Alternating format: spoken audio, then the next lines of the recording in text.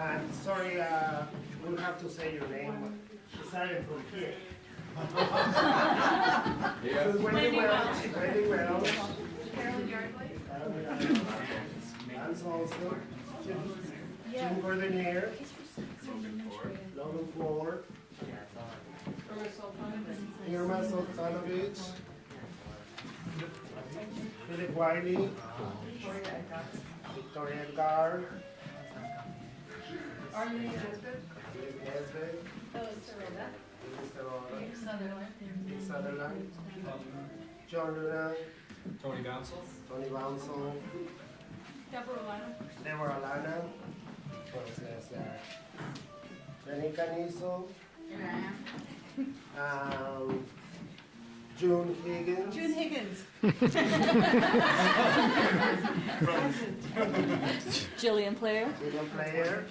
Kate Scoons. Kate Scoons. Peter Hoffica. Tanta Pennington. Tanta Pennington. Pete Cohen. Pete Cohen. And that one over there is Ben Sean Burnett. Shepard. Ben Shepherd. And Brad Masurio. Yeah. The camera. So I think we're missing a couple more, but Lloyd Reed. Yeah, Oh, please. no. Well, Stand the by your business piece. and over there, you know, now most of us. So. And Efren's going to give some introductory remarks at 8 o'clock. And then we're going to, again, introduce the artists to people who have just come to Hopefully the you're show. still here. Yeah. And then we'll kind of point to the work. We'll see how that goes. We have some plans. From master plans. So 8 o'clock, we have some words to say. Thank you. Welcome, everyone. I'm Wendy Welch. I'm the director of the Vancouver Island School of Art. And it's so fantastic to see so many people here. It has to be the biggest crowd we've ever had at the Slide Room Gallery. So, and I'm going to introduce Efren when he returns. What I would like to say is just a few words about how the show got started. I mean, most of you, especially the artists, know Efren. And for me, this show really represents like the word I think of is gratitude, that Efren could ask all these artists to contribute work to a show, and everyone was so willing to do it. And for all of us artists and people who aren't artists, we are extremely appreciative of everything Efren does for the art community. And so let's do a little.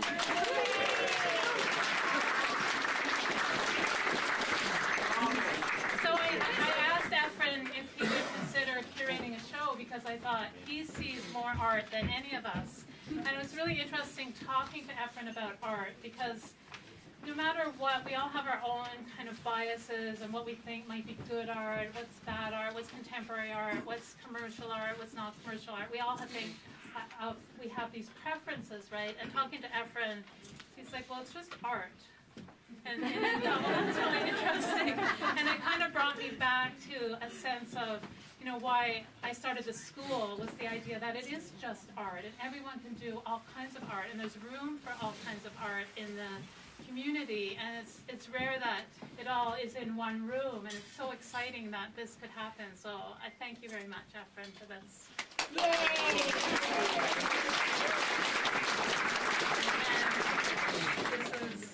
here's the man of the hour. So, okay, I'm going to start the talk. I hope you can hear me well, but with a quote that I found in the book. So listen, this repetition is not the recurrence of the same old thing over and over again. To repeat something is to begin again, to question, and to refuse remaining the same. So the person who wrote this is Claire Colebrook, and is a scholar on Deleuze, the French philosopher. So the whole idea started when Wendy said, she invited me to participate and to curate a show, and then I came with the idea that instead of having an idea and go and visit every artist's studio and take a piece and everything, I thought, to me, I think it's more interesting if they create something from something else, to see and how they are going to create it and make them to create something. So I decided it has to be something difficult.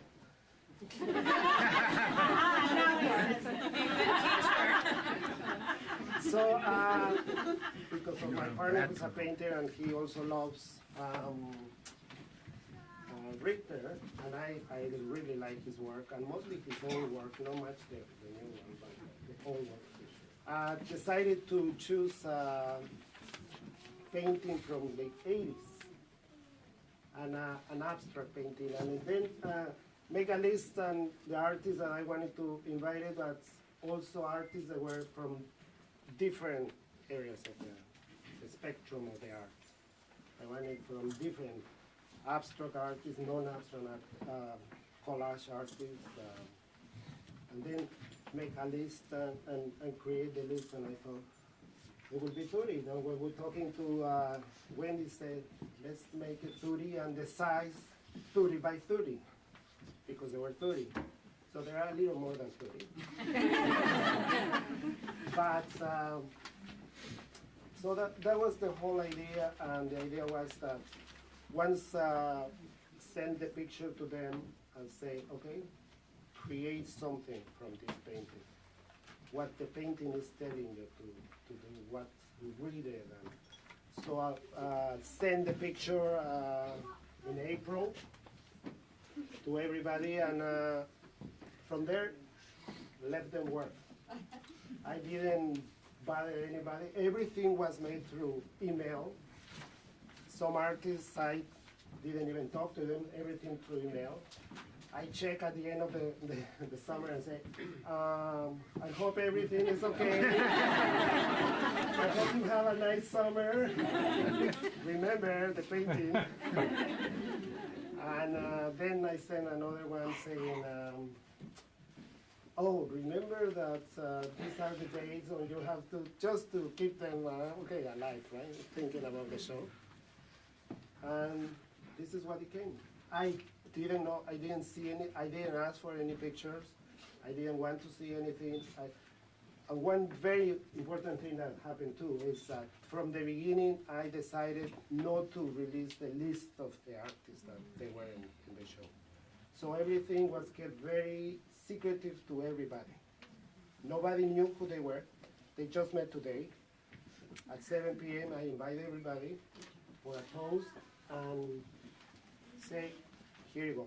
All of you are the ones who were here and through the list, and the first time they see the show was blocked since it was up. This is the first time, and I did it in that way because I didn't want it to any artist have any pressure doing the piece because such and such artist is in the list, because this artist is there, or because he's not there, or she's there, or whatever. So I wanted everybody to be free to do their work, to do what they do, they wanted to do it, and this is what it came. So the whole thing is, the idea was, I don't know if you have read the blurbs about the invitation and things like that. It was Richter's painting is made by different movements, different things, different situations. That painting. That one in the corner is very close to what the real painting is. That's the interpretation of that artist. So they blur it a little bit, but that's kind of that's the painting that they work from. And so the whole thing is like a series of movements, series of things. So from there, all these are a series of movements that at the end become one painting. If you see it, it's like one painting. Every painting here is like a little part of an entity. So the whole thing is one thing.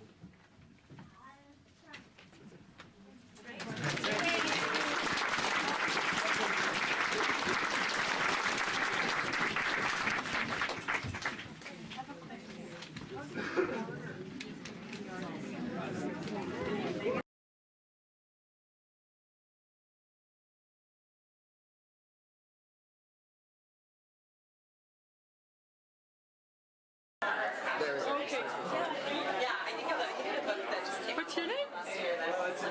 I go by Federico Alberto. For you, I'll just be Frank.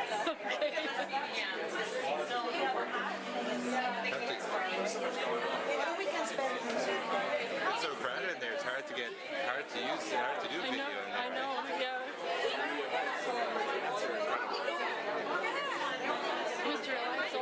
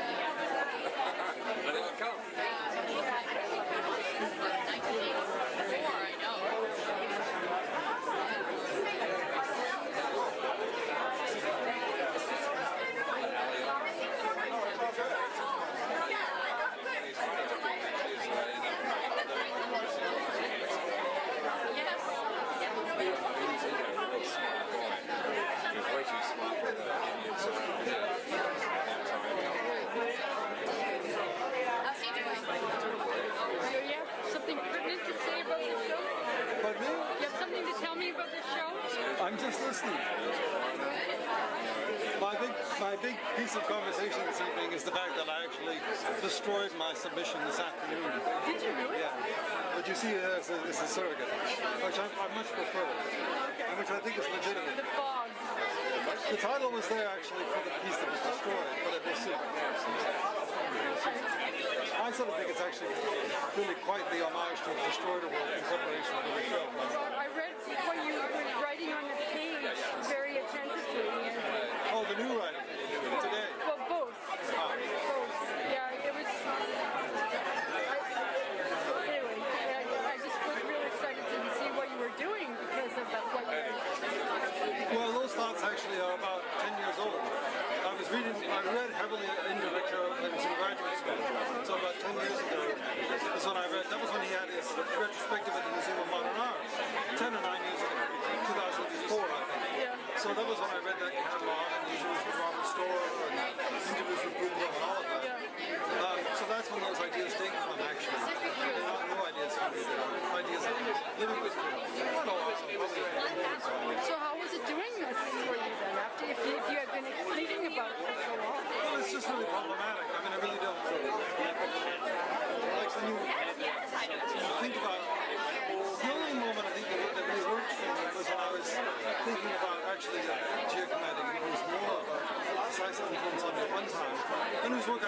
conspicuously emulated in his letters like that. It's because the way Giacometti would talk about the impossibility of what he was doing was something that was very interesting.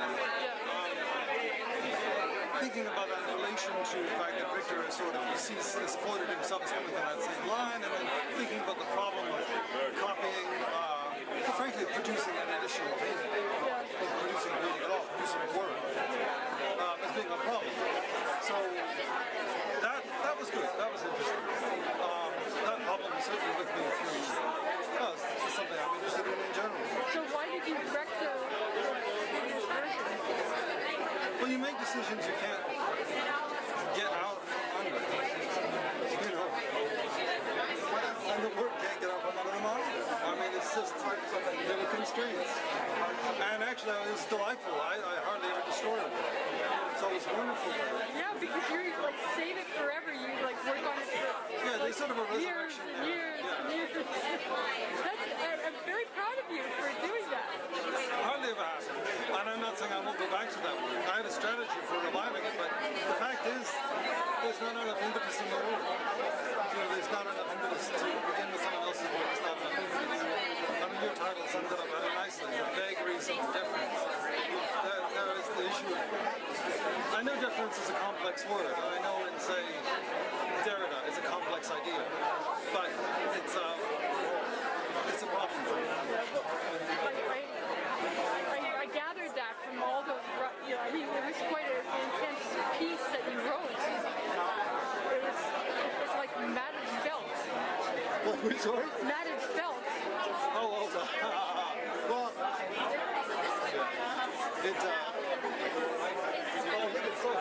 I think it's so.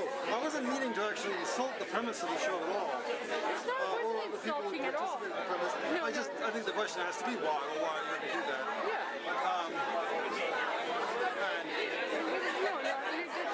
I don't think it was insulting at all. Okay. No, it's very important because I was constantly telling Efren, you can't ask people to be so deferential to this work. Otherwise, you're not an artist. You can't possibly be an artist if you don't question it, if you don't challenge it. Well, it's interesting to me. I mean, the documentary about Richter shows him working alone. It's the drama of the single sort of existential character. And that doesn't really characterize the way that so much contemporary art is made. So there's a certain mythological character that has to be gotten around because the way people make work now often is the need of assistance and the need of various people that are deferring and are being delegated. So it's kind of interesting. I like the very beginning where you can't get the cameras to take the tripod straight. Oh, yes. To me, that says so much about the art practice. How you're using media that doesn't necessarily comply with your perception of what it should do. And I think that's where the difference comes for me. Difference, I, not E. Yes, it's a difference.